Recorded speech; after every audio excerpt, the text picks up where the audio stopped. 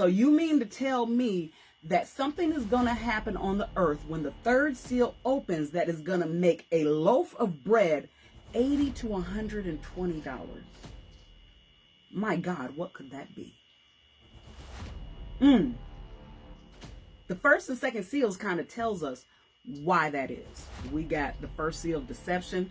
There has not been so much deception on this earth, I don't think, ever. Then you have peace being taken from the earth. There is no peace. You can't even lay down your head in peace unless it is in the peace of God, because the peace on earth is gone. Ain't no peace on earth. But then all of these things, because now we're starting to see, and I have always ascribed to the fact that when a seal is opened, we don't see the manifest and decree of that thing, but we begin to see the utterances, the portends, the foretellings, the little things that cause us to see what this states, and this equates to 800% inflation. Can you imagine 800% inflation? Now, maybe 5 years ago, there's no way we could imagine 800% inflation. Today, I can see 800% inflation. I've already seen 200% inflation. I've already seen 200% inflation. Now, let's back up, because it said that the horseman was carrying a pair of balances in his hand. Now, the balances, when you look up that word in the Greek, that word is zygote, Z-Y-G-O-T-E. That is Greek for the word yoke. Anybody feel like they in financial bondage to their money? Now, here it says that it is going to be almost impossible to pay for your basic needs. That's how high inflation is going to be. This Bible prophecy literally talks about being enslaved to money. You know, Matrix is one of my favorite movies. And one of the overarching themes of Matrix is that humans were being harvested for their energy.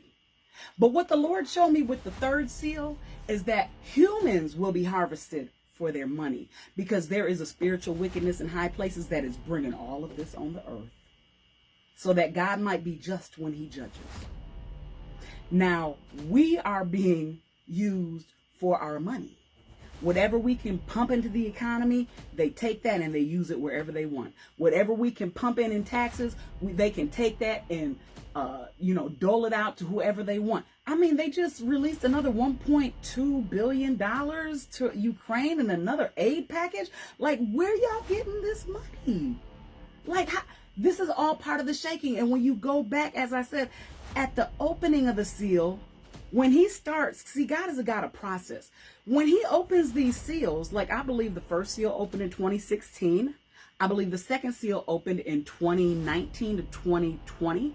And I believe that the third seal opened between 2021 and 2022. Now, we don't see that when it begins to open. What we see is the shakings of that thing. So if deception and truth is under attack and deception is going to take rule, when that seal opens, you're going to start seeing shakings. Why do you say 2016 was the year that the first seal was open? Because we had this person called Donald Trump say something that has never been said before. He talked about false facts and fake news. Ever since he mentioned that, there has been a lid blown off of false facts and fake news, so much so to where it's being used against people with common sense, to where they have to double check, like, am I even believing right? I have to thank God for knowing the word of God, because if I didn't know the word of God, I don't know where I'd be today.